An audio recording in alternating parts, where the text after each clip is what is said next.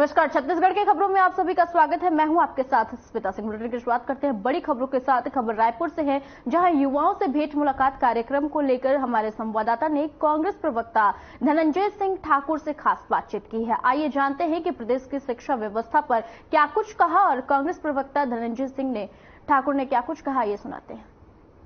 देखिए, निश्चित तौर पर छत्तीसगढ़ युवा प्रदेश है और यहाँ के जो युवा है वो आने वाला भविष्य है छत्तीसगढ़ का। और माननीय मुख्यमंत्री भूपेश बघेल जी की सरकार की योजनाएं जो हर वर्ग को प्रभावित करती है, हर वर्ग को लाभान्वित करती है। अब देखेंगे 90 विधानसभा क्षेत्र में भेंट मुलाकात कार्यक्रम भूपेश बघेल जी ने आयोजित किया, जनता के बीच गए, जनता के सवालों को जवाब दिए, जनता की समस्याओं को निराकरण किए, सरकार की योजनाओं को वहां तक पहुंचाया। भरोसे का सम्मेलन में किसानों का जो भरोसा भूपेश बघेल जी के साथ खड़ा रहा, सरकार के साथ खड़ा रहा। और उसके बाद जो भेंट मुलाकात युवाओं से कर रहे हैं, युवाओं के सुझाव जो आते हैं, युवाओं से जो चर्चा उनकी होती है, युवाओं की जो समस्याओं का निराकरण करते हैं, निश्चित तौर पर एक बड़ा प्रतिसाद मिल रहा है। युवा इससे खुश है कि एक राज्य के मुखिया युवा के पास आकर पूछ रहे हैं कि आप बताएं कि आपको क्या चाहिए, आप अगर पढ़ाई कर रहे हैं तो क्या आप चाहते हैं, शिक्षा के क्षेत्र में क्या सुधार होनी चाहिए, उनकी समस्या क्या है। तो निश्चित तौर पर जब जिस क्षेत्र के लोग हैं उनके जब सुझाव आएंगे तो आप जो चीजें कर रहे हैं उसको बेहतरी से कर पाएंगे, उसमें सुधार लाएंगे, गुणवत्ता लाएंगे, और यही काम भूपेश बघेल जी कर रहे हैं। मुख्यमंत्री की ऐसी कौन सी बात है यहाँ, क्या है उनमें जो युवाओं को अपनी ओर आकर्षित करती है? सरलता, सौम्यता, सहजता, अपनापन, छत्तीसगढ़ी भाषा में उनसे चर्चा करना, लोगों की भावनाओं को समझना, युवाओं की भावनाओं को समझना, उनकी भावनाओं के अनुरूप काम करना, सबकी बात सुनना, सबका जवाब देना, सहनशीलता, यही उनकी खासियत है। इसलिए वो इसको एक बात आज छात्र ने कही कि ऐसा लगता है कि पहली बार कोई छत्तीसगढ़िया मुख्यमंत्री बना है। क्यों ये भावना है बच्चों में? देखिए, छत्तीसगढ़ राज्य की हम जब बात करते हैं तो हमें थोड़ा पीछे आना चाहिए। हमारे पूर्वजों ने, चाहे हमारे पूर्वज छत्तीसगढ़ थे जो छत्तीसगढ़ राज्य बनाने का सपना देखे थे, उन लोगों ने जो भावनाएं थी कि छत्तीसगढ़ में वन संपदा है, छत्तीसगढ़ में सारी संपदाएं प्राकृतिक भी है, उसके बाद छत्तीसगढ़ के आदिवासी वर्ग है, यहाँ के किसान है, यहाँ के ओबीसी वर्ग है, यहाँ के वर्ग, उनको लाभ क्यों नहीं मिला? छत्तीसगढ़ राज्य का निर्माण हुआ, उसके बाद 15 साल तक तो भारतीय जनता पार्टी की सरकार रही है, तो छत्तीसगढ़िया वाद के खिलाफ रही है, छत्तीसगढ़ियों की भावना विरुद्ध काम करते रही। वो काम भ्रष्टाचार करना था, जो छत्तीसगढ़ की भावना को चलने काम किया था। आज मुख्यमंत्री भूपेश बघेल जी जो छत्तीसगढ़ के माटी पुत्र है, किसान है, गाँव के रहने वाले हैं, सरल स्वभाव के हैं, सरल है, तो वो उन्होंने छत्तीसगढ़ियों को जो भावनाएं थे उनका जो आकार दिया है, किसानों को जो धान कीमत दे रहे हैं, कर्ज मुक्त किए हैं, बिजली की कुछ सुविधाएं प्रदान किए हैं, छत्तीस कला संस्कृति परंपरा तीज त्योहार को अपना एक स्थान दिला। इसमें लोगों को लग रहा है ना कि आज छत्तीसगढ़िया जो मुख्यमंत्री है, छत्तीसगढ़ उनका ही छत्तीसगढ़ है। ये भावनाएं उनके बीच में लगाई है कि भूपेश बघेल सरकार जी के द्वारा किए काम, यही वो प्रदेश है जहाँ लाल गमछा पहन कर अगर कोई सड़कों पर निकल जाता था तो उसे भाजपा के लोग किस प्रकार से प्रताड़ित करते थे। अगर कोई भाजपा कार्यालय में छत्तीसगढ़ी में बात कर दे तो कहीं न कहीं उसको एक तिरस्कार की नजर देखा जाता था। आज भी भाजपा कार्यालय में अगर छत्तीसगढ़ संस्कृति, कल्चर का, परंपरा का आयोजन हो रहा है, छत्तीसगढ़ के खान पान वहाँ पे महक रहे हैं, भाजपा नेता का छत्तीसगढ़ महतारी के चरणों में माल्यार्पण आज करने मजबूर हुए हैं, अगर भाजपा नेता छत्तीसगढ़ी बात कर रहे हैं तो कांग्रेस सरकार के द्वारा किए गए कामों का प्रयास है। इसीलिए जनता कह रही है कि ये सरकार उनकी सरकार है, ये सरकार छत्तीसगढ़ियों की सरकार है। भविष्य बच्चों के हाथ में है, बच्चे अपने मुख्यमंत्री से प्यार कर रहे हैं, प्रभावित है। निश्चित तौर पर मैंने पहले ही कहा आपसे कि छत्तीसगढ़ युवा प्रदेश है और यहाँ के युवा आने वाला हमारा भविष्य है। हम युवाओं को प्रेरित कर रहे हैं, रोजगार के लिए प्रेरित कर रहे हैं, शिक्षा के लिए प्रेरित कर रहे हैं, टेक्नोलॉजी के लिए प्रेरित कर रहे हैं, उनको अच्छे संस्कार देने के लिए प्रेरित कर रहे हैं, उनको इस राज्य के भविष्य बनाने के लिए। निश्चित तौर पर युवा आगे बढ़ेंगे तो एक प्रदेश जो युवा प्रदेश है उसको अपने साथ में कंधों में बिठाकर, उंगली पकड़कर एक नई दिशा देंगे। और मुख्यमंत्री भूपेश बघेल जी की जो सोच है। प्रदेश कांग्रेस कमेटी सचिव शैलेंद्र प्रताप सिंह ने संवाददाता इसी पर चुनाव की तैयारी को लेकर खास बातचीत की और इस दौरान उन्होंने क्या कुछ कहा, ये सुनाते हैं। शैलेंद्र जी, अभी वर्तमान में क्या तैयारी चल रही है चुनाव संबंधित में? हमारी तैयारी चल रही है और सरकार ने बहुत सारी योजनाएं, अच्छी योजनाएं लॉन्च की और जनता से जुड़े रहे, सबसे बड़ी बात यह है। और जितने भी जनप्रतिनिधि हैं उन्होंने भी अच्छा काम किया, सारे विधायक मंत्री ने अच्छा काम किया। निश्चित रूप से कांग्रेस इस बार फिर से रिपीट होगी, ऐसा हमें पूर्ण विश्वास है, क्योंकि सरकार ने बहुत सारी अच्छी योजनाएं दी हैं जनता को।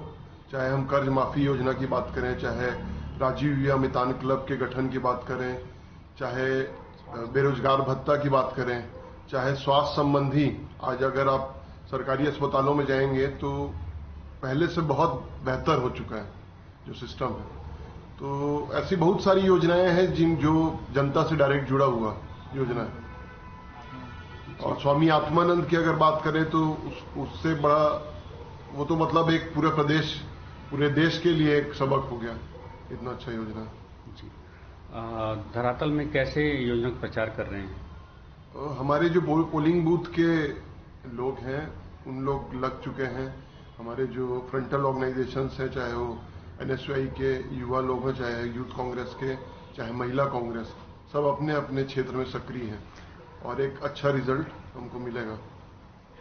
अभी रायपुर का भी आप दौरा करके लौटे हुए हैं, तो उस पर क्या चर्चा चल रही है? वो स्काउट गाइड की एक मीटिंग थी, तो उसमें भी रायपुर के विधायक हैं जो सत्यनारायण शर्मा जी और महासमुंद के विधायक विनोद चंद्राकर जी, वो भी थे। तो वहां भी काफी अच्छा काम हुआ है, उनके क्षेत्र में भी अच्छा लोगों में हर्ष है। जी, अभी कुछ दिन पहले राहुल गांधी जी को सुप्रीम कोर्ट द्वारा राहत दिया गया, उस पर क्या कहेंगे आप? निश्चित रूप से लोकतंत्र की जीत है और पूरी जनता को पता चल चुका है कि मोदी जी ने ये गलत किया था और एक बहुत अच्छा मैसेज गया है। आज फिर वो अपनी बात रख पाएंगे जनता के साथ, वो बहुत बड़ी एक उपलब्धि रही। सत्य की जीत हुई। इस वर्ष चुनावी दंगल बहुत हैं, कई पार्टी शामिल हो रही हैं, तो कैसे चुनौती का सामना करना पड़ रहा है?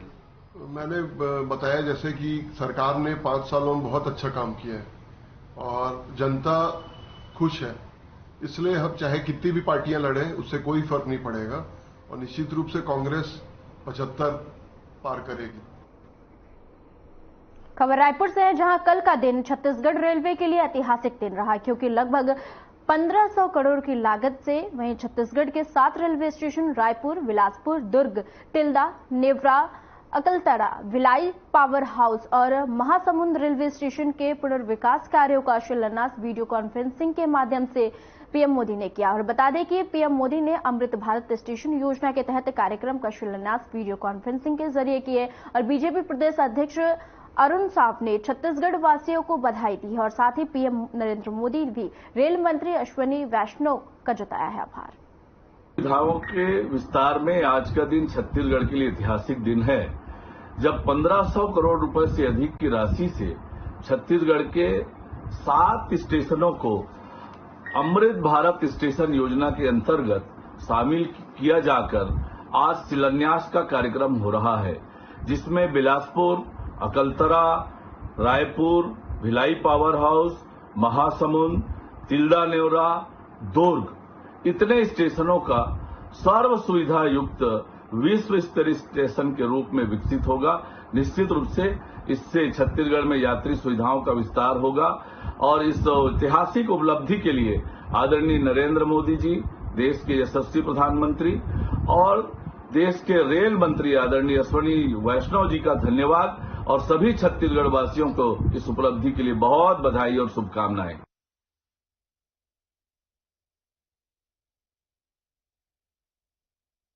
भारतीय जनता पार्टी की ओर से जवाहर बाजार में 7 अगस्त को शाम 4:30 बजे सहारा पीड़ितों के पैसे लौटाने के लिए सहारा पोर्टल हेल्प डेस्क का शुभारंभ किया जाएगा।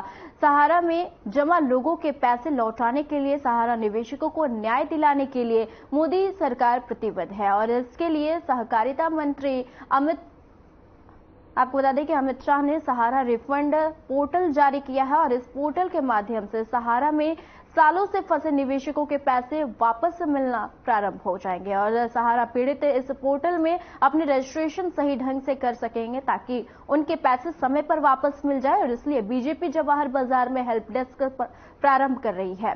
सहारा पोर्टल हेल्प डेस्क का शुभारंभ पूर्व मंत्री और विधायक ब्रिज मोहन अग्रवाल, हेल्प डेस्क प्रभारी संजय श्रीवास्तव, बीजेपी रायपुर शहर जिला अध्यक्ष जयंत भाई पटेल करेंगे।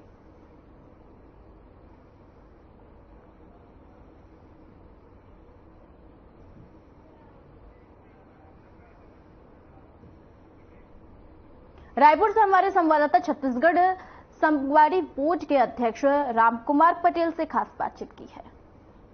शुक्रवार को सुप्रीम कोर्ट से बहुत ही अहम और बहुत ही बड़ा फैसला सामने आया है, जिसमें राहुल गांधी जी को 2 साल की सजा जो हुई थी उसके लिए अंतरिम निर्णय आ गया है। तो उसमें हम जानेंगे जांजगीर चांपा विधानसभा क्षेत्र से रवि सर से। रवि सर, सबसे पहले तो आपको बहुत बहुत बधाई जी। Thank you. और सामने जो चुनाव आने वाला है उसमें आपको जो राहुल गांधी जी की जो अभी अंतरिम निर्णय आया है सुप्रीम कोर्ट का, उसके बारे में क्या प्रभाव पड़ेगा आपके? सुप्रीम कोर्ट का जो निर्णय है, राहुल जी को जो सजा मिली थी हाई कोर्ट से, सुप्रीम कोर्ट ने उस सजा को पर रोक लगाई है और साथ ही साथ सुप्रीम कोर्ट ने बहुत सारी बातें उसमें कही है अपनी तरफ से। मैं समझता हूं कि सत्य परेशान हो सकता है, दिक्कत में आ सकता है, परंतु सत्य कभी पराजित नहीं होता। और सुप्रीम कोर्ट ने अपने निर्णय में इस बात को दोहराया है। सुप्रीम कोर्ट ने यह भी कहा कि निचली अदालत ने जो राहुल गांधी को सजा दिया था, तो उस सजा का मैक्सिमम अधिकतम दिनों की सजा क्यों दी गई? यदि वो सजा एक दिन कम रहता तो इनकी संसद सदस्यता समाप्त नहीं होती। यह गौर करने वाला विषय है और हमारी पार्टी के शीर्षस्थ नेतृत्व सहित सभी लोगों को इसी बात पे आपत्ति थी कि वो सजा को अधिकतम क्यों किया गया, एक दिन कम ही क्यों नहीं किया गया। तो क्या इसके पीछे मंशा कुछ ऐसी तो नहीं थी कि उनकी सांसद सदस्यता को ही समाप्त किया जाए? सुप्रीम कोर्ट ने इस बात को संज्ञान में लिया और हम धन्यवाद देते हैं सुप्रीम कोर्ट को। उन्होंने बहुत अच्छा निर्णय दिया, जो निर्णय होना था वही निर्णय दिया। हम सब इससे खुश हैं। और जब आपके नेता किसी मामले में जो सजा उनको सुनाई गई है उस पर यदि स्थगन लगता है तो निश्चित रूप से कांग्रेस पार्टी के समस्त लोगों में ऊर्जा का संचार होता है और यदि कार्यकर्ताओं में ऊर्जा का संचार होता है तो आने वाले समय में इसका फायदा भी पार्टी को मिलेगा। परंतु मैं फिर से सुप्रीम कोर्ट को इस निर्णय के लिए धन्यवाद ज्ञापित करता हूँ। सर, तो आपको कहीं ये नहीं लगता कि बीजेपी और जो कानून मंत्री हैं उनके द्वारा सोची समझी कोई चाल होगी उसकी राहुल गांधी जी की सदस्यता को खत्म करने के लिए? बिल्कुल। इसके पहले निचली अदालत का फैसला देखने से ऐसे ही लगता है, परंतु अदालत के फैसले के विरुद्ध में कोई बात करना उचित नहीं है। अदालत का फैसला सर्वमान्य होता है। हमने जो निचली अदालत का फैसला था उसको भी स्वीकार किया था और कानूनन लोकतंत्र में अधिकार है कि आप निचली अदालत के फैसले को ऊपर की अदालत में सुप्रीम कोर्ट में ले जाके दायर कर सकते हैं। उसी हिसाब से हमने दायर भी किया और ये फैसला हमारे पक्ष में आया है। तो कानून के सम्मान में हम सब हमेशा खड़े हैं, लोकतंत्र के सम्मान में खड़े हैं। इस निर्णय का पुनः मैं स्वागत करता हूँ। बात करें राहुल गांधी की सदस्यता समाप्त करने की, तो 24 घंटे में उनकी सदस्यता समाप्त की जा चुकी थी, लेकिन वापस जिसे सदस्यता देते हैं तो कितने घंटे लग सकते हैं? क्या इसमें भी भाजपा की कुछ रणनीति बनाई होगी? इसी बात को तो पूरे देश को देखना है, इसी बात को पूरे देश को समझना है। हमारी मांग है कि उनकी सदस्यता को 24 घंटे के अंदर में ही, जब लोअर कोर्ट का निर्णय आया, सजा का निर्णय आया, उसके बाद 24 घंटे के अंदर ही उनकी सदस्यता समाप्त कर दी गई। तो क्या सुप्रीम कोर्ट के निर्णय के बाद हमारा केंद्र सरकार के कानून मंत्री या वहां के अध्यक्ष इस बात को ध्यान में रखेंगे कि 24 घंटे में सदस्यता समाप्त की गई, तो क्या वो 24 घंटे में सदस्यता वापस देंगे? ऐसे भी 24 घंटे तो चंद 2-3 घंटे के बाद हो जाना है। मुझे उम्मीद कम लगती है, परंतु हमें उम्मीद में जीना है। हम सुप्रीम कोर्ट के निर्णय का पुनः धन्यवाद देते हैं और इस सरकार से न चाहते हुए भी उम्मीद करते हैं कि जल्द से जल्द राहुल गांधी जी की सदस्यता को बहाल किया जाए। जैसे बात करें राहुल गांधी की सदस्यता समाप्त करने के बाद बीजेपी चाहती थी कि मतलब राहुल गांधी पूर्ण रूप से मतलब कि अपने जो पार्टी के समर्थन में जो काम करते थे वो कहीं न कहीं उनको लॉस होने का मंशा थी। लेकिन एक तरफ से देखें जैसे कि वो सांसद के तौर पर जो कार्य कर रहे थे, लेकिन आज सदस्यता खत्म होने के बाद उनकी जो लोकप्रियता बढ़ी है उसमें क्या कहेंगे आप? देखिए क्या होता है कि किसी भी की योग्यता को आप गैर कानूनी ढंग से दबाने का प्रयास करेंगे तो व्यक्तित्व और उभरता है और उस व्यक्तित्व में और निखार आता है।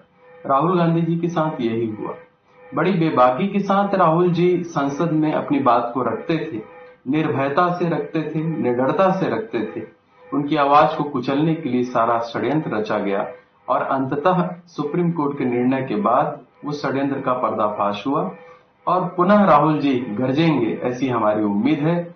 हमेशा जरूरतमंद लोगों के लिए वो एक मुखरता से अपनी बात को लेकर उपस्थित होते हैं। आने वाले समय में राहुल गांधी जी की भी गर्जना हमको लोकसभा में दिखने को मिलेगा। बात करें राहुल गांधी की सदस्यता पर जिस प्रकार से सुप्रीम कोर्ट ने उनकी रोक लगाई है, तो भारत के साथ साथ अन्य देशों पर भी एक प्रकार से कांग्रेस के जो जनप्रतिनिधि है या आम जनता है काफी उत्साहित नजर आए हैं। यहाँ तक कि देखे थे अपने रायपुर में भी कांग्रेस सदस्यों द्वारा काफी मिठाई बांटा गया है। तो इसमें बीजेपी द्वारा देखें तो किस तरह की माहौल है अभी वर्तमान समय पर? मुझे लगता है कि बीजेपी को शौक लगा है, भारतीय जनता पार्टी की विचारधारा लोगों को भी शौक लगा है और जनमानस में इस खुशी को अब मिठाई बांटना एक खुशी को जाहिर करने का तरीका होता है। लोगों को अच्छा लगा, सुप्रीम कोर्ट के निर्णय लोगों को भाया, उनको लगा कि सत्य की जीत हुई है, इसलिए वो खुशियां मनाए। और जो लोग आवाज को दबाने के प्रयास करने में षड्यंत्र में शामिल थे उन लोगों को सांप सूंघ गया है। वो अपनी बात को अपने मुंह को बंद करके अगल बगल झांक रहे हैं, परंतु सत्य की जीत होती है निश्चित रूप से। कानून हमारे देश में जिंदा है और हमें उम्मीद है कि आने वाले समय में भी न्यायपालिका अपने निर्णय को हमेशा सही ढंग से देती रहेगी। बात करें कांग्रेस पार्टी की, तो आगामी जो चुनाव होने वाले छत्तीसगढ़ में विधानसभा चुनाव, साथ ही साथ 2024 में देखें तो राज्यसभा भी चुनाव होने वाला, लोकसभा चुनाव होने वाली है। तो इसमें राहुल गांधी को लेकर किस प्रकार से पार्टी तैयार है? साथ ही साथ जो राहुल गांधी की सदस्यता जो समाप्त कर दी गई थी, इसमें कांग्रेस पार्टी को किस प्रकार से बेनिफिट फायदा मिल सकती है? देखिए, फायदा नुकसान की बात नहीं, हमारी विचारधारा है लोगों को साथ लेके चलना, लोगों की दिक्कत, लोगों की समस्याओं को मुखरता से उठाना। जो काम राहुल गांधी जी के नेतृत्व में हर कांग्रेसी करता है, छत्तीसगढ़ में वही स्थिति है। यहाँ की सरकार ने बहुत अच्छा काम किया है। भूपेश बघेल जी के नेतृत्व में, टीएस बाबा जी के नेतृत्व में, चरणदास महंत जी के नेतृत्व में, मोहन मरकाम जी के नेतृत्व में, अभी दीपक बैज जी के नेतृत्व में सरकार बहुत अच्छा काम कर रही है। किसानों के लिए बहुत अच्छी अच्छी योजना भी लाई हुई है। हमें पूरा भरोसा है कि 23 में छत्तीसगढ़ में हमारी फिर से सरकार बनेगी और 24 में केंद्र में भी कांग्रेस की सरकार बनेगी, ऐसा हमको उम्मीद है। जिस प्रकार से उनकी सदस्यता समाप्त करने के बाद तत्काल उनकी जो सरकार आवाज थी उनको तत्काल उनसे छीन ली गई थी, लेकिन आज भी देखिए तो भाजपा के से कितने सांसद हैं, पूर्व सांसद है, वर्तमान में जो सांसद का जो कई प्रकार से दोष भी पाए गए, लेकिन उनके द्वारा किसी प्रकार से उनको जो सरकारी आवास होती है उनको छीनने का प्रयास भी नहीं किया। लेकिन राहुल गांधी के साथ जो 24 घंटे में जो कार्रवाई की गई, इस पे क्या बोलेंगे आप? भारतीय जनता पार्टी की सोच अधिनायकवाद की सोच, बड़ी क्रूरता से वो अपनी विचारधारा को जनमानस में रखते हैं। उसी का परिणाम है कि 24 घंटे के अंदर राहुल गांधी जी की सदस्यता समाप्त की गई थी। बहुत तुरंत ही उनको घर खाली, आवास खाली करने का नोटिस दिया गया था। राहुल गांधी जी स्वयं उस नोटिस पे बिना प्रतिक्रिया दिए घर को खाली भी किए थे।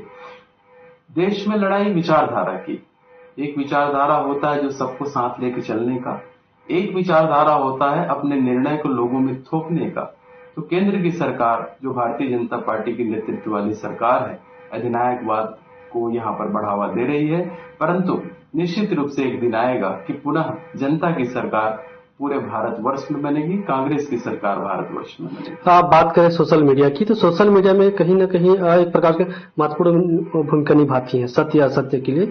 तो जिस समय राहुल गांधी की सदस्यता समाप्त हुई थी, उस समय से लेकर आज तक सोशल मीडिया ने काफी जोरों से राहुल गांधी जी के ऊपर टिप्पणी भी की है, जिसमें सकारात्मक खबर भी गई है। और जहां तक देखिए सोशल मीडिया के कहीं न कहीं ऐसा भूमिका है जो आपके हमारे जो देश के प्रधानमंत्री श्री नरेंद्र मोदी जी का कहीं न कहीं उनका खामी नजर आती है सोशल मीडिया के माध्यम से, इस पर क्या बोलेंगे आप? देखिए, मीडिया जो नेशनल चैनल है निश्चित रूप से वो केंद्र की सरकार से प्रभावित हैं।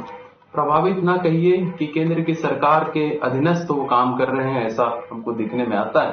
परंतु जो सोशल मीडिया की बात आप कर रहे हैं, सोशल मीडिया बड़ी मुखरता से इन बातों को लोगों के सामने उठा रही है। जो सच्ची घटना है उस घटना को लोगों के सामने रख रही है। जैसे आपके भी इस मीडिया के सामने एक बात जो हमारी जाएगी लोगों में, इस तरह बहुत सारी बातें हैं जो अंदर दब के रह जाती है, उन बातों को आप सब उठाते हैं। इसके लिए मैं आप सभी का धन्यवाद दूंगा और इसी मुखरता के साथ जो अन्याय हो, जो गलत हो, उसके विरुद्ध में आप आवाज उठाएं, यही उम्मीद करता हूं। सर, जैसे देखें कि हमारे मोदी जी हैं, वो देश विदेश में जाने माने नेता हैं, तो कहीं ना कहीं सुप्रीम कोर्ट की आई इस फैसले से राहुल गांधी जी की जीत हुई है। तो इसको इस नजरिए से देखा जा सकता है कि बीजेपी की कहीं ये हार तो नहीं है एक हिसाब से? भारतीय जनता पार्टी की हार कहना अभी जल्दबाजी होगी।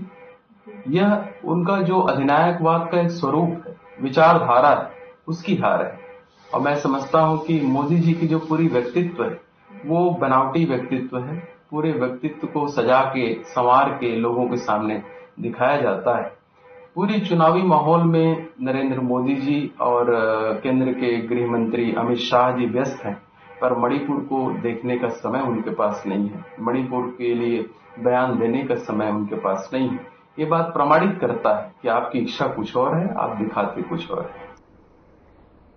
पूरे छत्तीसगढ़ संभाग में स्तरीय, वहीं आपको बता दें कि युवाओं से भेंट मुलाकात कार्यक्रम इन दिनों चल रहा है और जिसे लेकर छत्तीसगढ़ कांग्रेस संचार विभाग अध्यक्ष सुशील आनंद शुक्ला ने कहा है कि हमारी सरकार में शिक्षा व्यवस्था में व्यापक सुधार हुए हैं और क्या कुछ कहा, ये सुनाते हैं।